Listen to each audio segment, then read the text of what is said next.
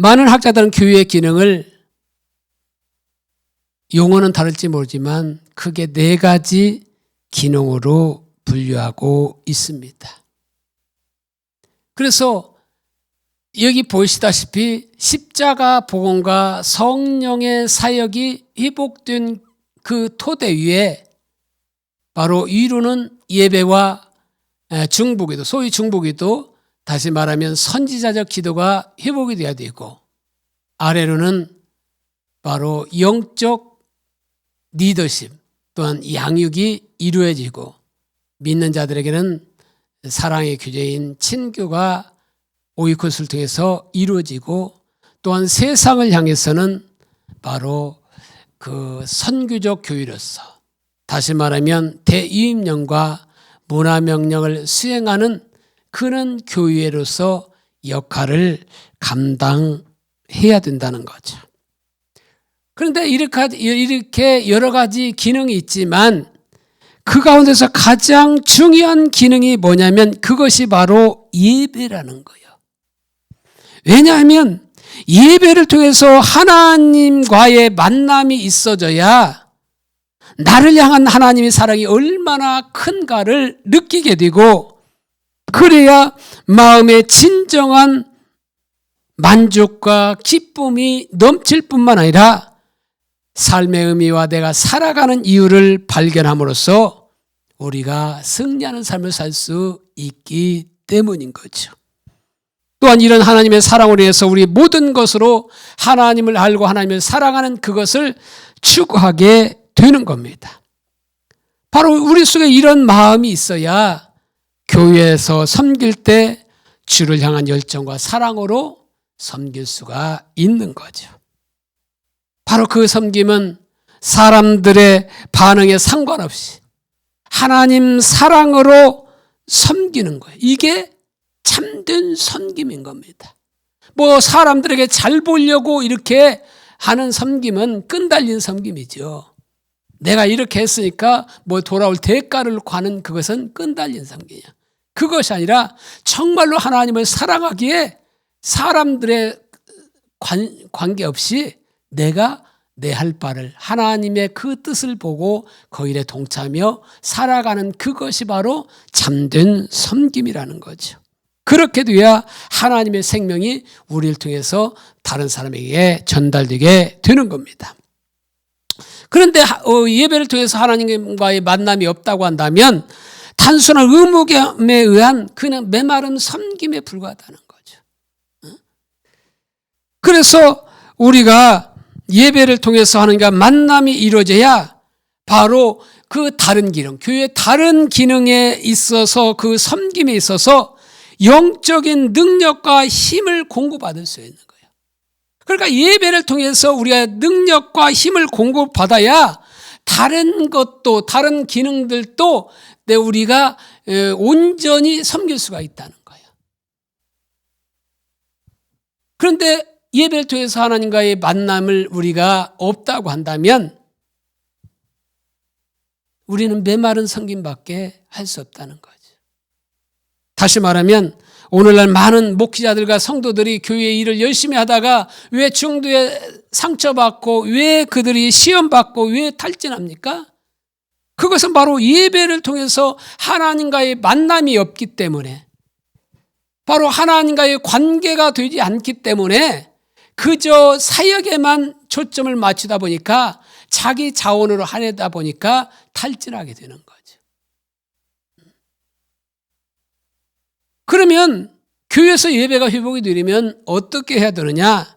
그것은 하나님의 교회가 십자가 복음의 토대 위에 세워져야 된다는 거야. 그래야 임재가 회복되고 교회 가운데 복음의 역사가, 복음의 능력이 역사하게 되고, 또 개개인의 삶 속에 하나님과의 친밀한 교제가 회복되어서 주님이 의도하신 음부가 이기지 못하는, 그런 음부의 권세가 이기지 못하는 그런 바로 능력이 주어지게 되는 거죠. 뿐만 아니라 십자가 복음과 성령의 사역이 조화를 이루어야 돼요. 그러니까 예수님의 사역을 보면 예수님은 십자가 복음과 성령의 사역이 온전히 조화를 이룬 것을 보게 돼요.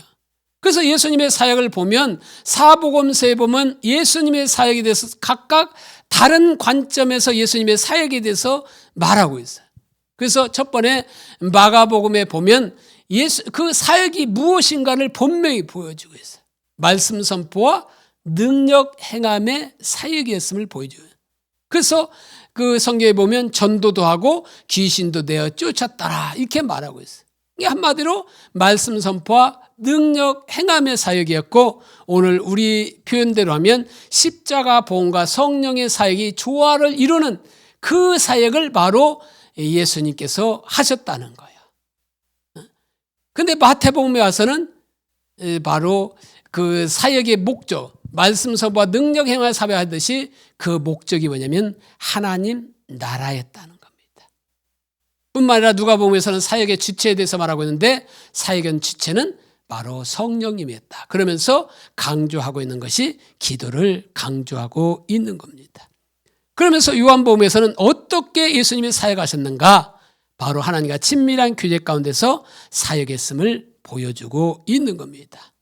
바로 예수님이 그렇게 사역했을 뿐만 아니라 예수님의 제자들도 그렇게 사역했고 초대교회의 많은 성도들이 그렇게 사역했고 오늘날 우리들이 할 사역도 바로 십자가 보험과 성령의 사역이 조화를 이루는 이런 사역을 우리가 바로 감당을 해야 된다는 거죠. 그런데 이렇게 조화를 이루지 않고 그저 큰 성령의 은사와 역사만을 강조하다 보면 그 성령의 은사로서 성령의 역사로서 교회가 십자가 보험에 세워지지 않으면 결코 교회는 세워지지 않습니다. 은사가 교회를 세우는 것이 아니라는 거예요. 어떤 능력이 교회를 세우는 것이 아니라는 거예요. 오히려 그 능력 때문에 교회가 분리되고 사람들에게 상처를 주게 되는 거예요. 그러니까 아무리 큰 성령의 능력이 나타나도 십자가 복음에 서 있지 않으면 우리의 삶의 변화는 없는 거예요. 그러니까 그 대표적인 교회가 뭐냐면 고린도 교회입니다. 고린도 교회. 그래서 고린도 교회를 보기 전에 고린도를 우리가 보면 자, 저기 보면 중간에 이게 지도에 보면 중간에 빨간 줄을 친 지역이 바로 고린도 지역입니다. 고린도. 그 지역이 고린도 지역이에요. 그런데 이 고린도라고 하는 것은 그 원어로 보면 뿔이란 뜻을 가지고 있어요. 그래서 아덴 서쪽 64km 지점에 있어요. 여기 딱 보면 옆에가 아덴이 있잖아요. 그 아덴서 64km 지점에 있다는 거죠. 그런데 그 고린도 지역에 있는 그 반도가 무슨 반도냐면 펠로폰네소스 반도라는 거예요. 그 위치한 아가야주의 수도이며 항구 도시가 바로 고린도입니다. 그래서 펠로폰네소스 반도가 저거 따로 이렇게 떨어져 나와 있잖아요. 그 지역이 바로 펠로폰네소스 반도에 고린도가 있다는 거죠. 그리고 바로 그 사이 여기 보면 그 고린토스라고 하는 그 이게 팻말이 있죠. 그쪽으로 이렇게 운하가 이게 건설했어요. 고린토스 운하예요. 이 세계 3대 운하 중에 하나지요. 하나 중가 고린토스 운하인데 이렇게 생겼습니다. 그래서 이외로 아덴까지 이게 도로가 이렇게 다 있는 그 모습을 보게 되는 거죠. 뿐만 아니라 이거는 지중해 연안을 항해하는 헬라, 애굽, 시리아, 가나안, 아시아 출신 선원들이 모두 다 체류하는 항구 도시야. 그래서 마치 인종 전시장 같아. 여기 지도 보면 보듯이 아가야를 통해서 우측에 보면 아시아가 있잖아요. 아시아로 또 거기에 가게 되고 수리아 쪽에 보면 가나안 쪽, 또한 알렉산드리아, 애굽 쪽, 또한 저쪽 그 로마 쪽 이렇게로 가는 그 길목에 바로 누가 있어요? 고린도가 있어요. 그러니까 많은 사람들이 거기서 어떻게 해요? 거기 체류하게 되는 거죠. 그러니까 그들이 체류할 때 그냥 그들만 온 것이 아니라 무엇을 가지고 오느냐? 그대 우상까지 가지고 와서 바로 고린도에 대해 세우게 되는 거죠. 그래서 바로 우상을 섬기는데 그 당시 2만 명까지 수용할 수 있는 야외극장도 있어요. 뭐 그 당시에는 아니지만 5세기 극장 유적은 저렇게 생겼는데 바로 그래서 안전 항해를 기원하는 각 배와 각 나라와 민족의 우상들이 총집결한 현란한 우상들이었어요. 각자 나라에 맞는 그 우상을 바로 섬기는 거죠. 왜? 안전 항해를 위해서. 그래서 이들은 세운 신자들은 도처에 있게 되는데, 애굽 사람들은 이시스와 세라피스 신전이 있고, 세웠고, 에베소를 대표하는 아데미 신전이 있었고, 또는 스루베니아 사람들이 세운 아스다로 신전이 있었고, 부르기아 사람들이 세운 마그나 마티 신전이 있었어요. 근데 그 중에서 유명한 게 뭐냐? 고린도 광장 남쪽에 테메트 신전, 이건 풍요의 여신 신전인 거예요. 또 고린도 해역 북동쪽에 포세이돈 신전이 있어요. 바다의 신. 그리고 고린도 광장 북서쪽에 아폴로 신전. 그래서 지금 보니까 다 무너지고 기둥 7개만 남아있더라고 보시는 데도 보면. 그래서 많은 그런 유적들이 이게 지진으로 다 무너지고 이제 복원했지만 다 완전히 복원할 수는 없는 상태죠. 근데 이 중에서도 고린도를 대표하는 게 있어요. 그게 뭐냐면 고린도 광장 남쪽 아크로 고린도 언덕에 우뚝 솟은 아프로디테 신전이 있어요. 사랑의 여신 신전이 있어요. 이게 대표하는 고린도 신전인 거예요. 근데 여기에 자료는 그렇게 많지는 않더라고. 아폴로 신전은 많이 나오는데 그 아프로디테 신전은 그렇게 많이 나오지 않아요. 그래서 여기 보면 해발 575m 암벽 위에 우뚝 솟아있는 이 신전에는 당시 1천여 명의 여사제들이 있었다고 해요. 말이 여사제지 이런 제사의식에 일하는 온갖 음란한 행위를 했어요. 낮에는 제사를 드리고 밤에는 이렇게 그 음란한 행위를 했다는 거죠. 그만큼 고린도에는 뭐요? 음행과 우상이 일상생활에 만연하게 된 거예요. 그래서 고린도 교회 보니까 어떻게 됩니까? 계모와 동침하는 자도 있었던 것을 보게 돼요. 세상도 하지 않는 그 일이 교회 안에서도 있었던 것을 보게 됩니다.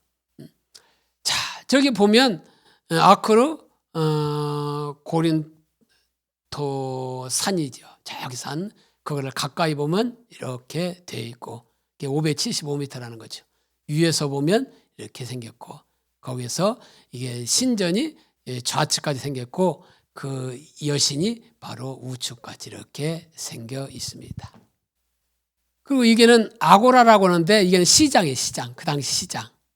그래서 아까 아프로디테 그 신전에서 제사를 드리면 그 모든 제사장들이 이렇게 갖게 되는데, 그래서 남는 것은 어때요? 이 아고라 그 시장에서 내놔서 팔게 되는 거죠. 그래서 고린도 교회 보면 어떻게 합니까? 우상의 제물에 먹어야 되느냐, 먹지 않아야 되느냐. 이는 문제가 생긴 그것도 이 연유 때문에 그러는 거예요.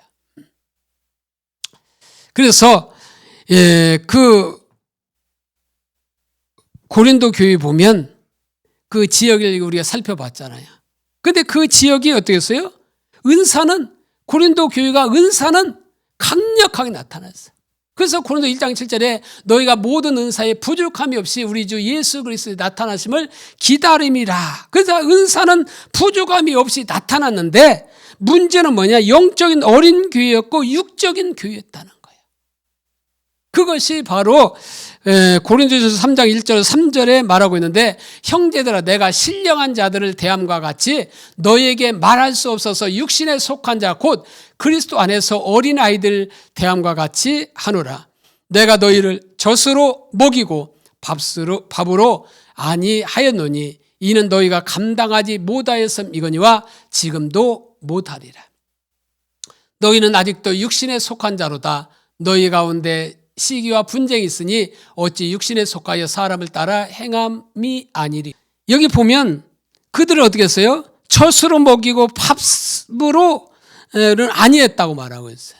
그러니까 젖으로 먹였다고 하는 것은 아주 부드러운 걸 먹은 거죠. 아주 그냥 간단한 교리적인 것은 가르쳤지만 아주 이게 좀 더 이렇게 깊이 신앙생활을 할 수 있는 그것은 가르치지 못했다는 거예요. 왜? 그들이 아직도 육신에 속한 자, 어린아이와 같은 신앙을 가졌기 때문에 바로 그들이 바로 은사가 나타났지만 영적인 진리를 깨닫지 못하고 인본주의가 가득한 사람 중심의 바로 교회가 바로 고린도 교회에 있다는 거예요.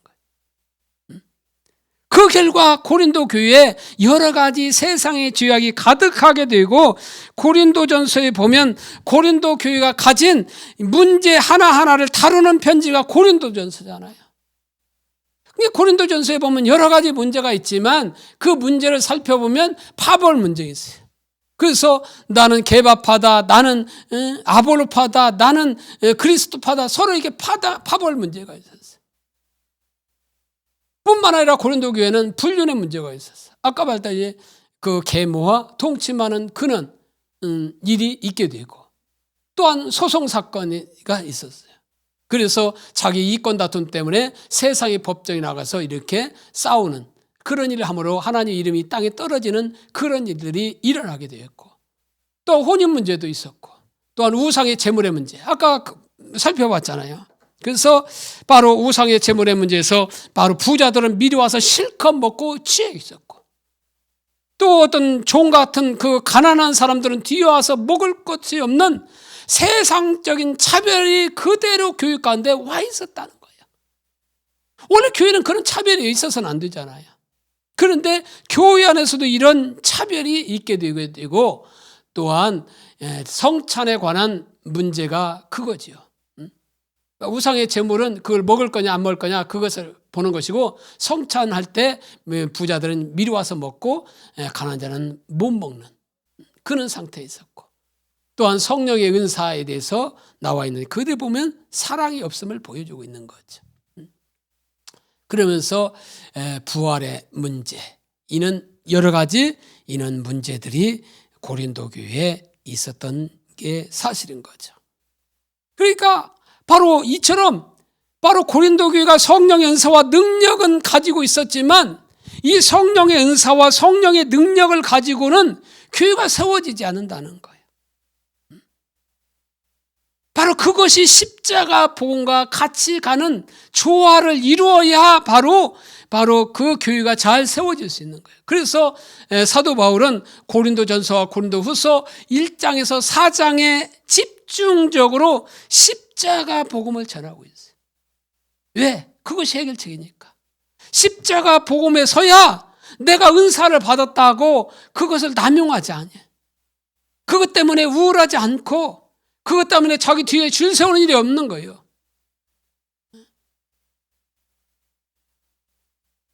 그리고 온전히 바로 십자가 복음에서야 자기가 정말 하나님 앞에 어떤 존재임을 알고 그 사랑에 감사해서 하나님 사랑의 강권에서 교회 섬기는 그런 일이 일어나게 되는 거죠. 바로 이와 같은 십자가 복음과 성령의 사역의 토대 위에 바로 가장 먼저 회복되어야 될 것이 뭐냐면 바로 예배의 회복이라는 거예요. 그래서 예배가 회복이 돼야 다른 기능도 회복이 될 수 있는 거예요. 왜? 예배 통해서 하나님 만남이 있어야 거기서 영적인 그 능력을 공급받아서 내가 다른 것을 섬길 수 있는 바로 능력이 주어지기 때문에 그러는 겁니다. 그래서 오늘 구약 성전의 회복을 통해서 본 예배 회복의 중요성을 살펴보기를 원합니다. 그래서 구약의 성전 회복을 보면 성전 회복이 이스라엘의 다른 모든 회복을 위한 핵심인 것을 알 수가 있어요. 구약에서 성전은 하나님께 예배드리는 곳이요, 하나님께 기도하는 장소요, 하나님의 얼굴을 구하는 곳이에요. 그래서 성전의 회복에 관한 기록은 무엇을 말하냐면 예배 회복이 어떻게 하나님의 백성의 다른 회복을 위한 핵심이요 원동력인가, 더 나아가 오늘날 진정한 성전인 개개인과 교회를 향한 하나님의 비전과 열정을 담고 있다는 거예요. 그리고 우리 모두가 반드시 보고 하나님과 함께 공유해야 할 비전과 열망을 우리는 구약의 성전 회복을 통해서 볼 수가 있다는 겁니다. 첫째로 하나님께서는 성전 회복을 하나님 백성의 회복으로 이해하고 있다는 거예요. 그래서 스가랴 1장 7절에 보면, 오늘 본문에 보면 다리오 왕 제2년 11째 달 곧 스바돌 24일에 이또의 손자 베렉의 아들 선지자 스가랴에게 여호와의 말씀이 임하니라. 그러니까 하나님의 말씀이 스가랴 선지자에게 다리오 왕 2년 11월에 임했다고 했는데, 그때가 언제냐면 그때가 바로 주전 518년이에요. 잘 보이지는 못하지만 저기 다리오 있잖아요. 다리오 보면 이때 건축 왕국이라고 써 있잖아요. 거기 보면 나왔듯이 518년에 바로 그 왕궁을 선지자 스가랴에게 여호와의 말씀이 임하게 돼요. 근데 우리가 잘 아는 것처럼 유다 백성들은 하나님의 거듭된 경고에도 불구하고 그들이 돌이키지 않잖아요. 의식은 많았을지 모르지만 신앙의 본질 가운데서 떠나 있다 보니까 거기서 돌이키지 않으니까 그들이 어떻게 되었어요? 그들이 1차, 2차, 3차에 걸쳐서 포로로 잡혀가는 시대가 되었어요. 그래서 1차 때는 요아김 왕이 통치하던 시대인데 이때 다니엘을 비롯해서 많은 사람이 붙잡혀갖고 2차는 요아김의 아들인 요아긴이 통치하던 시대에는 바로 에스겔을 통해서 약 1만 명의 포로가 잡혀가 됐고, 3차는 시드기야를 비롯해서, 시드기야는 눈이 두 눈 빠지고 그 상태에서 전한 자들 위에 모두가 다 이게 포로로 잡혀가게 되고 예루살렘 성은 불타고 바로 완전히 이제 멸망을 당하게 되죠. 그래서 에레미야에서 보면 하나님께서 다가올 심판을 예언하면서 동시에 70년 만에 회복될 것을 약속하고 있어. 그러니까 바로 이렇게 너희가 회개하지 않으면 바로 하나님 심판이 임할 거다 이렇게 말하고 있잖아요. 그리고 에레미야 시대가 실제 바로 심판이 임한 시대잖아요. 시대 말적인 상황인 거죠. 그러니까 그때 심판을 말하면서도 무엇을 예언하고 있느냐면 70년 만에 바로 회복될 것을 이미 예언하고 있다는 거예요. 그게 어디냐냐? 에레미야 25장 11절에 보면 이 모든 땅이 폐허가 되어 놀랄 일이 될 것이며 이 민족들은 70년 동안 바벨론 왕을 섬기리라. 또 에레미야 29장 10절에도 여호와께서 이와 같이 말씀하시니라. 바벨론에서 70년이 차면 내가 너희를 돌보고 나의 선한 말을 너희에게 성취하여 너희를 이곳으로 돌아오게 하리라. 여기 보면 70년 동안 바벨론 왕을 섬긴 후에 바로 이곳으로 돌아올 것, 바로 회복될 것을 약속하고 있는 거죠. 당시 바벨론은 세계 최대 강대국입니다.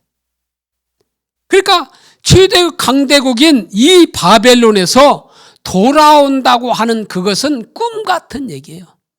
꿈에도 생각할 수 없는 그런 이야기죠. 그런데 하나님은 어떻게 했어요? 세계의 역사를 바꾸시면서까지 그 약속을 이루시는 것을 보게 돼요. 그래서 주전 538년에 페르시아 성계는 바사라 나왔죠. 그게 어디냐면 오늘날 이란인 거죠.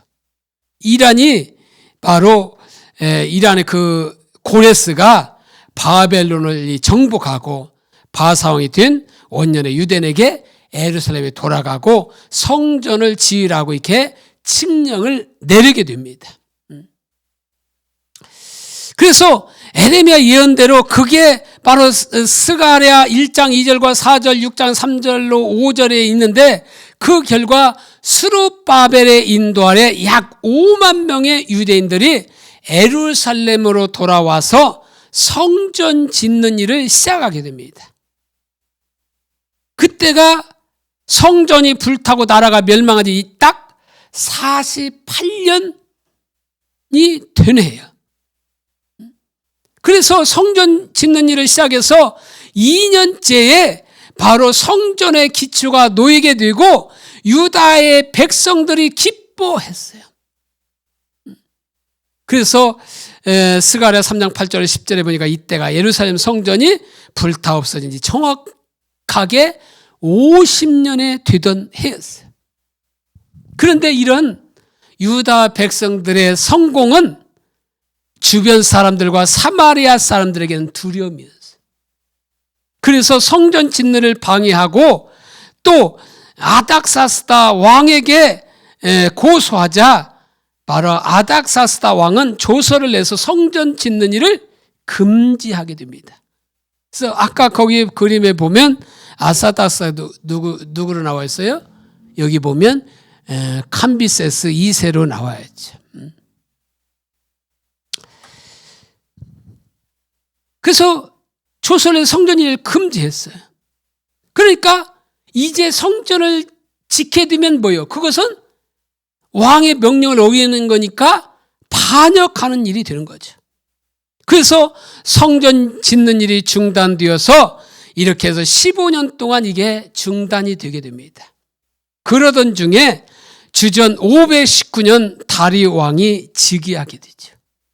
그리고 2년째에 주전 518년에 하나님이 사가랴와 학개를 통해서 말씀하기 시작한 겁니다.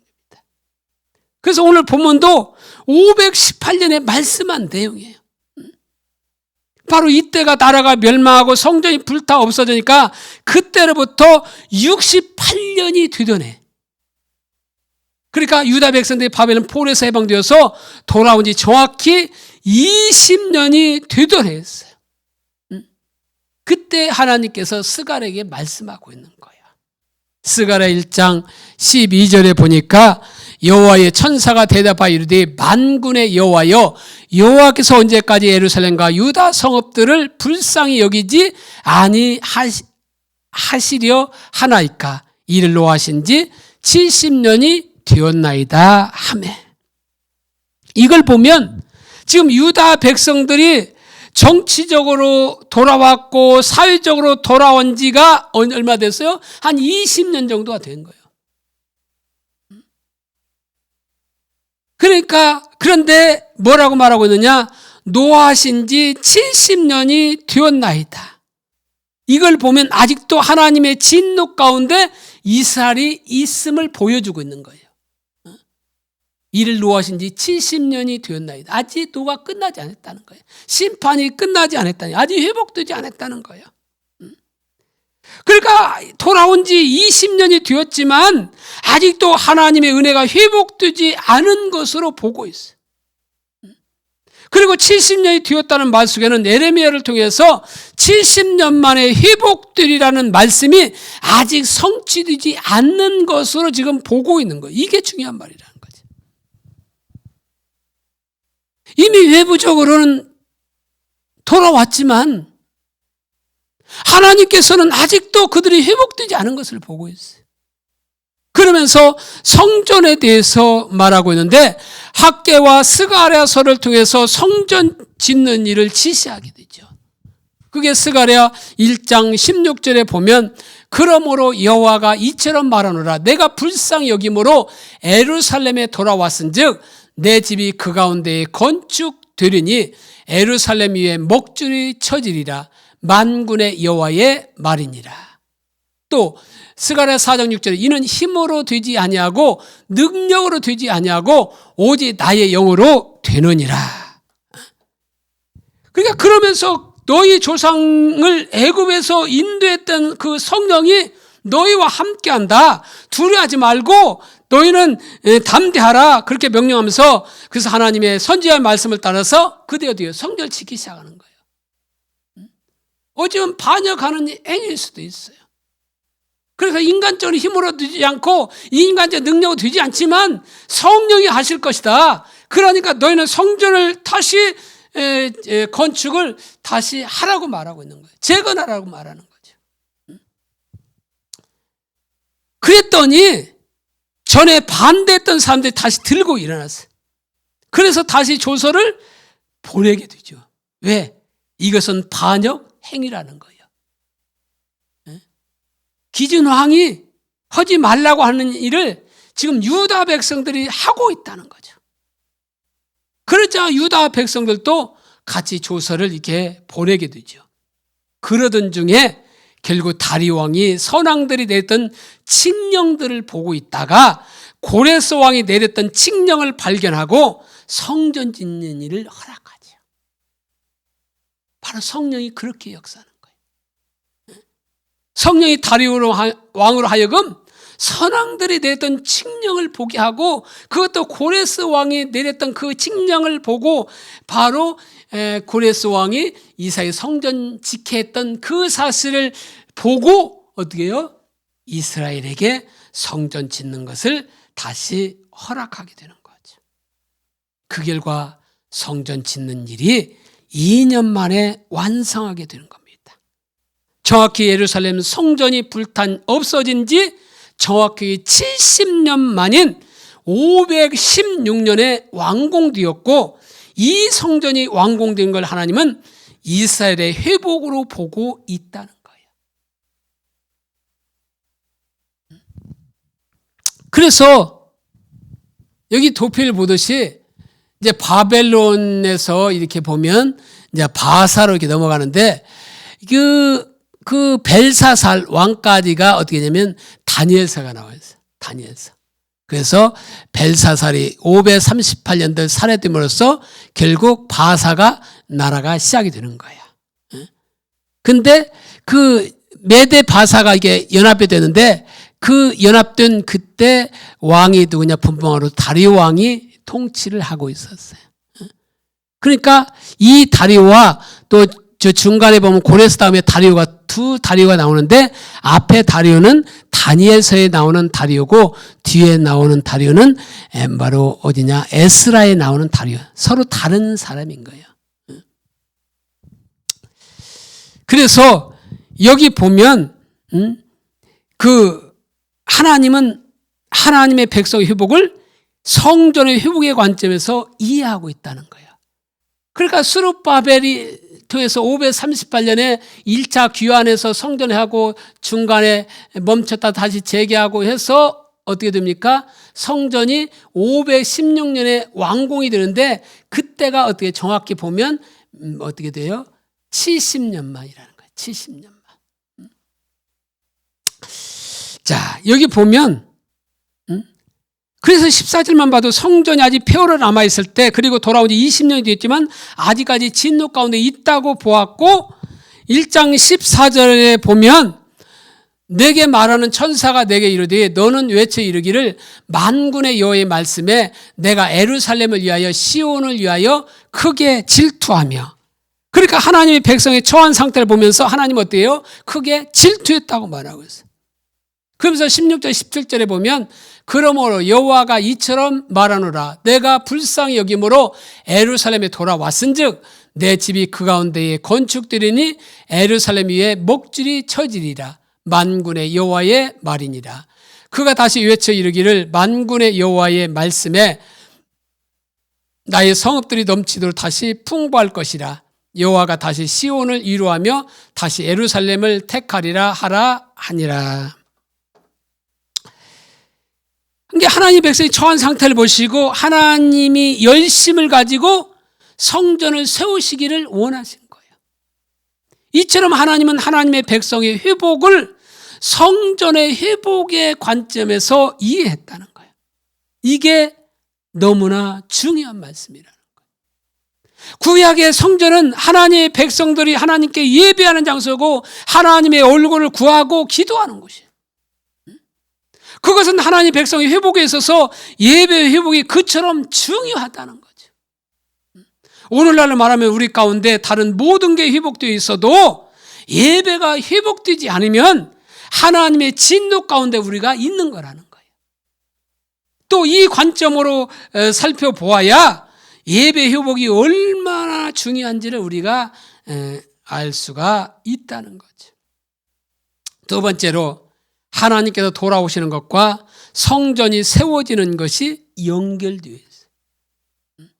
왜 하나님은 하나님의 성전이 회복되는 차원에서 하나님의 백성의 회복으로 이해하냐면 성전이 회복되는 것과 하나님의 백성에게 돌아오는 것이 연결되어 있기 때문에 그러는 거예요. 이것이 핵심인 거예요. 그게 구약에서부터 하나님은 성전 건물 그 자체에 관심 있는 것이 아니에요. 그래서 솔로몬이 성전을 짓고 하는 첫 마디가 하늘이 하나님의 보좌의 땅이 하나님의 발등상인데 내가 지은 이 집에 어떻게 하나님이 거하겠는가 이렇게 말하고 있잖아요. 그리고 이 전을 향해서 우리가 기도하거든 이라고 말하면서 그 성전은 기도하는 만민이 예수님 말씀하고 처럼 기도하는 집으로서 성전이 세워지게 된 거죠. 이사야 66장 1절로 2절에 보면 여호와께서 이와 같이 말씀하시되 하늘은 나의 보좌여 땅은 나의 발판이니 너희가 나를 위하여 무슨 집을 지으랴 내가 안식할 처소가 어디랴 나 여호와가 말하노라 내 손이 이 모든 것을 지었으므로 그들이 생겨느니라 물은 마음이 가난하고 심령에 통회하며 내 말을 듣고 떠는 자 그 사람은 내가 돌보려니와. 그러니까 에레미야서를 보아도 하나님의 임재가 떠나버린 예루살렘 성전을 향해서 하나님은 에레미야를 통해서 이것이 여호와의 성전이라 이것이 여호와의 성전이라 여호와의 성전이라 하는 거짓말을 믿지 말라고 말하고 있잖아요. 왜? 그들의 신앙이 본질 가운데 있지 않다 보니까 하나님을 알고 하나님을 사랑하는 자가 있지 않다 보니까 이미 하나님은 떠나 계시잖아요.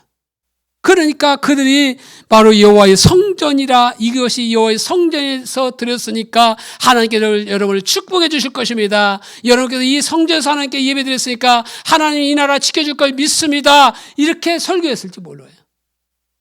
그런데 에레미야는 그것이 거짓말이라는 거죠. 예수님도 예루살렘 성전에서 정하면서 내 아버지 집은 만민이 기도하는 집이라 말하고 있잖아요. 솔로몬의 말처럼 이사야의 말처럼 정확하게 같은 거잖아요. 그러니까 하나님은 건물에 관심이 있는 것이 아니라 하나님은 성전을 그런데 왜 성전을 귀하게 여기시느냐? 그것은 하나님이 그곳에 영광의 임재로 임하심으로 하나님의 백성들과 거하시고 바로 운행하시기를 원하시기 때문에 그렇다는 거예요. 다시 말하면 성전은 하나님께서 하나님 백성들 가운데 거하며 운행하시기 위한 수단으로 주어진 거라는 거예요. 그래서 스가랴 1장 16절에 보면 그러므로 여호와가 이처럼 말하노라 내가 불쌍히 여김으로 예루살렘에 돌아왔은즉 내 집이 그 가운데에 건축되리니 예루살렘 위에 목줄이 쳐지리라 만군의 여호와의 말이니라. 예루살렘에 돌아왔은즉 내 집이 그 가운데 건축되리라고 말하고 있는 것처럼 성전이 세워지는 것과 하나님이 그들 가운데 돌아오셔서 거하시고 운행하시는 것이 바로 연결되어 있음을 보여주고 있는 거예요. 그래서 성전의 관점에서 이해하는 것이 바로 이처럼 중요하다는 거죠. 그래서 세 번째로 하나님이 오시면 거기에는 하나님의 생명이 넘치게 된다는 겁니다. 이걸 보시면 하나님의 비전, 하나님의 열망을 볼 수가 있어요. 그러니까 하나님이 오셔야 거기에 하나님의 생명이 넘치게 되는 거예요. 그래서 하나님은 하나님의 그 성전의 회복을 하나님의 백성의 회복으로 보는데 왜냐하면 하나님이 오셔서 그 가운데 운행하시는 것이 성전의 회복과 연결되어 있기 때문에 그런 거예요. 그러면 하나님께서 왜 그들 가운데 오셔서 거하시기를 원하시냐? 그게 하나님의 열망이기 때문에 그렇다는 거예요. 또 그렇게 할 때 하나님의 생명이 하나님의 백성들 가운데 넘치기 때문에 그렇다는 거예요. 이게 바로 하나님의 비전이라는 거예요. 그래서 스가랴 2장 10절에 보면 내가 와서 그 가운데 머물리라고 말하고 있고, 그 결과가 11절에 보면 그날에 많은 나라가 여호와께 속하여 내 백성이 될 것이라고 말하고 있어요. 즉 하나님이 그 가운데 머물러 있기 때문에 많은 나라들이 그 하나님의 영광을 보고 하나님께 나와올 것을 말하고 있는 거예요. 그래서 열방이 하나님의 백성이 될 것을 말하고 있는 거예요. 또 12절에도 하나님이 오셔서 그들 가운데 임하시기 때문에 유다를 거룩한 땅에서 자기 소유로 삼고 예루살렘이 택함 받는 복을 누릴 것이라고 말하고 있어요. 앞에서 1장 16절에 내가 불쌍히 여김으로 예루살렘에 돌아왔은즉 그 집이 그 가운데 건축될 거라고 말하고 있잖아요. 이게 주님이 오신 결과로 17절에 보면 나의 성읍들이 다시 넘치도록 풍부할 것 같다. 하나님이 다시 시온을 위로하며 다시 예루살렘을 택할 거라고 말하고 있어요. 하나님의 진정한 위로가 무엇이냐? 하나님께서 하나님의 백성 가운데 오셔서 거하시며 운행하시는 거예요. 왜? 그래야 거기에 하나님의 생명이 넘치기 때문에 그러는 겁니다. 이 부분에 대해서 가장 잘 말해주고 있는 부분이 바로 스가랴 8장인데 8장 전체의 이 내용을 말하고 있지만 몇 구절만 살펴보면 여기 보시면 하나님 오셔서 성전에 거하시고 운행하시고 하나님의 생명이 넘쳐날 것을 말하고 있어요.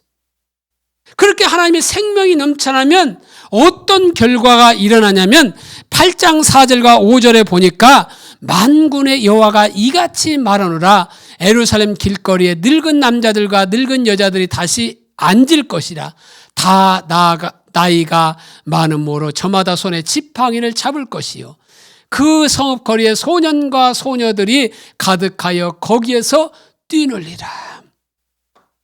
이걸 보면 전쟁에서 어디에요? 가장 먼저 일어나면 가장 먼저 죽는 게 누구예요? 노인과 아이들이에요. 사실 병들도 있지만 5분바디라고 해서 5분바디. 병들이 가서 하는 건 전쟁이 일어나는 5분을 견디도록 만드는 거예요. 그런데 군인들이야 총을 가졌지만 젊은 사람이야 뛰어갈 수도 있지만 노인이나 어린아이들은 힘도 없고 뛰어가봤자 거기니까 제일 먼저 죽는다는 거죠. 근데 하나님의 생명이 넘치니까 어떻게 돼요? 노인들이 늙은 남자와 늙은 여자들이 나이가 많은 지팡이를 짚는 사람들이 많이 있을 거라는 거예요. 평화가 있을 거라는 거죠. 뿐만 아니라 소년과 소녀들이 가득하게 거기 뛸 거라는 거예요.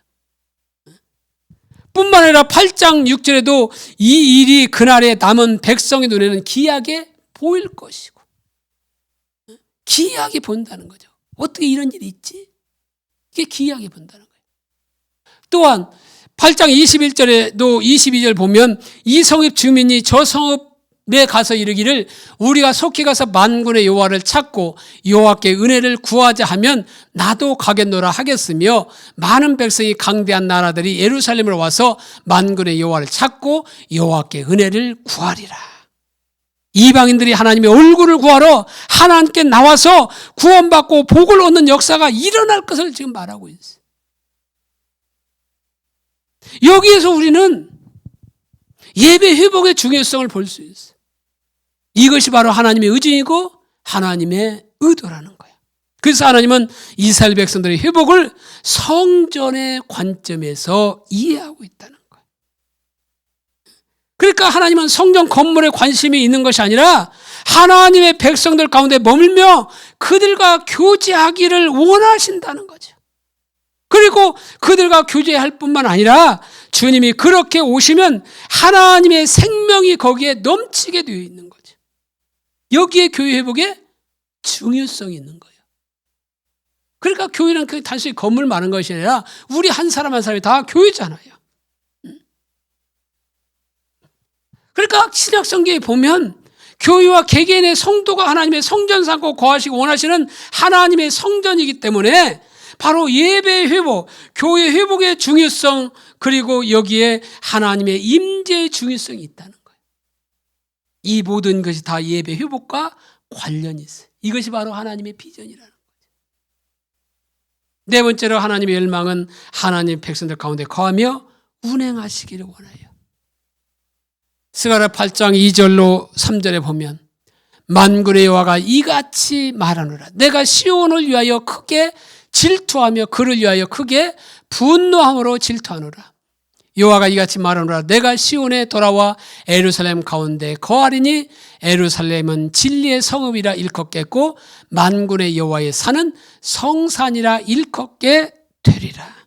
하나님의 백성 가운데 오셔서 거하시고 운행하시며 하나님의 생명이 넘치는 일을 위해서 하나님은 질투를 가지고 계시다는 거예요. 하나님의 질투가 얼마나 큰지 반복해서 크게 분노함으로 질투한다고 말하고 있어요. 그래서 인간의 질투는 나쁜 것이면 하나님의 질투라고 하는 것은 하나님께 소중한 것들을 지키시고 보호하시는 하나님의 거룩한 열심을 가리키는 거예요. 바로 이 질투에는 심판도 포함되어 있어요. 그래서 하나님의 성전이 회복되기를 원하시는 하나님의 질투는 크게 분노함으로 질투한대요. 그만큼 우리 한 사람 한 사람이 회복되기를 원하신다는 거예요. 하나님이 이처럼 우리 가운데 예배 가운데 더 나아가 우리 삶 가운데 오셔서 거하시고 운행하시기를 원했어요. 그리고 우리 가운데 하나님의 생명이 넘치기를 원했어요. 이게 하나님의 열망이요, 하나님의 비전이요, 하나님의 의도요, 하나님의 뜻인 거죠. 그래서 하나님의 성전인 우리가 오늘날 이러한 하나님의 비전과 열망을 한다면 우리의 예배에 대한 우리의 자세, 우리의 교회에 대한 우리의 자세는 완전히 달라져야 돼요. 그저 습관적으로 나와서 예배해서는 안 된다는 거죠. 하나님이 의도하지 않은 예배가 되지 못할 때는 우리가 가슴쯤에 예토하며 주님의 은혜를 구해야 된다는 거죠. 근데 오늘날 코로나 확산되다 보니까 예배에 대해서 너무 성도들이 등한히 여기는 바로 시대에 왔다는 거예요. 오늘 본문에 봐도 예배 회복이 얼마나 중요한 걸 말해주고 있는데 사람들의 예배는 그냥 때우는 거, 그냥 와서 그 천국에 출석부 있는 것처럼 생각해서 하나님 저 왔지 하고서나 출석부에 그냥 사인하고 돌아가는 것처럼 그 정도로 생각하고 있어요. 그 정도로 돼서는 안 돼요. 우리 예배가 회복되는 것은 성령이 오셔서 우리 가운데 오셔서 우리 가운데 거하시고 운행하시는 그런 역사, 그래서 생명이 넘치는 그런 역사가 우리 거를 통해서 나타나야 된다는 거지. 그런 예배가 되어야 된다는 거예요. 비록 인터넷에서 드려야 된다 할지라도 마음을 다한 예배를 드려야 된다는 거예요. 그런 예배가 되지 않으면 애통하면서 가슴을 치면서 하나님을 찾고 구하는 그 자리에 가야 된다는 거예요. 오늘 예배의 중요성을 살펴보면서 예배 회복이 교회의 다른 모든 회복을 위한 원동력인가를 우리가 살펴보았어요.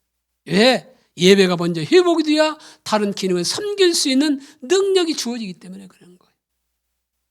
그리고 특히 구약의 성전과 관련된 내용을 살펴보면서 예배 회복이 어떻게 모든 회복의 핵심인가를 살펴보았어요.